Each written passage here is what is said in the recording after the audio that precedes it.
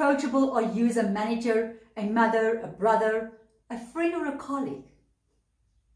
Many people think they are approachable, but only a few really are. We are aware of our own positive thoughts and hope that they are visible to everyone.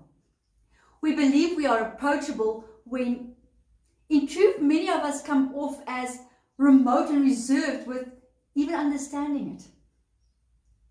There may be a time when you idolize people for the successes they have achieved, put them on pedestals just to realize they are human just like me and you, with their own unique traits and values. And that won't not always align with yours. The importance of approachability cannot be over-exaggerated. To put people at ease allows them to think and perform at their best in your presence. It's a necessary technical competence that becomes more valuable when you advance up the corporate ladder and is demanded of managers by their teams. It is normal to think, I have worked hard to get where I want to be. Everybody wants to use me for a quick stepping stone. I don't want to share my life with everyone.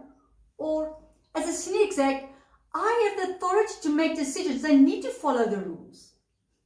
But it is vital to remember that your current audience or employees were not part of that rejection, hard work, and effort you had to do to get where you were today.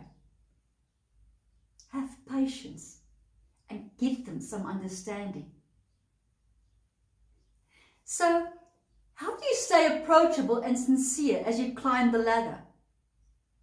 Today, I want to give you about 5 pointers on just how to stay approachable.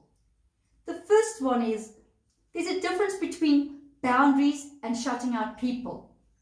Boundaries are important for maintaining your privacy and personal space.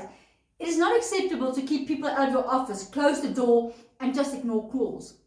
That is obnoxious, rude, and arrogant.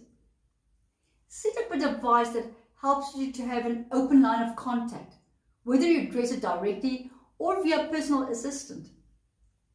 For myself, every day from 8 o'clock to 6 o'clock in the morning, I have learned to switch my phone on mute.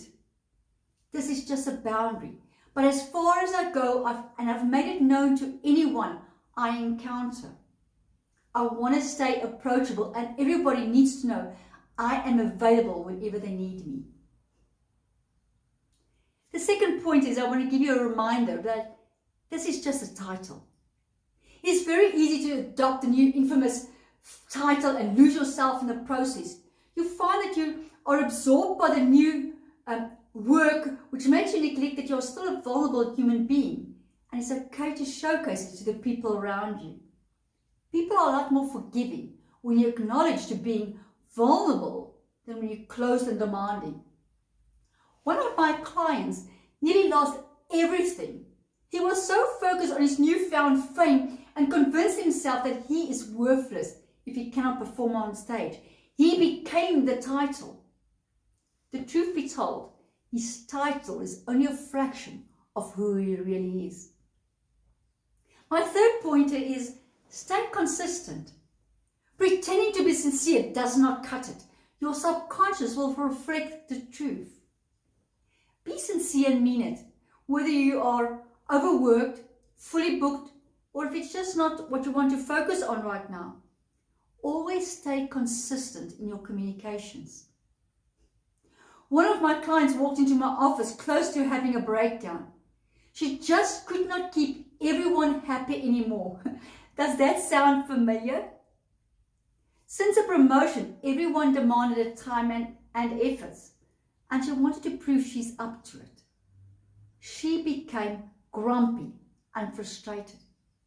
Instead, all she had to do was being sincere and showcase her real emotions. Once she started to show her real feelings and asked for help, she became respected, popular, and approachable. Number 4 is most probably my favorite one, and that is be kind to yourself. Your humanity is not being vulnerable. Being human is to show real interest in others and the people that you work with. Understanding and an emphasis on how you make people feel is what humanity is all about. Always remember that people do not remember what you did for them, but rather how you made them feel. Many celebrities, senior execs and experts have lost their respect and value just because they made people feel inferior. Recently, one of our actresses showed her vulnerability. The empathy of all her followers flooded her Instagram. Why? Because she showed humanity. People see past fakeness. The last one is communication. You have worked hard to be successful. A lot of sacrifices has been made.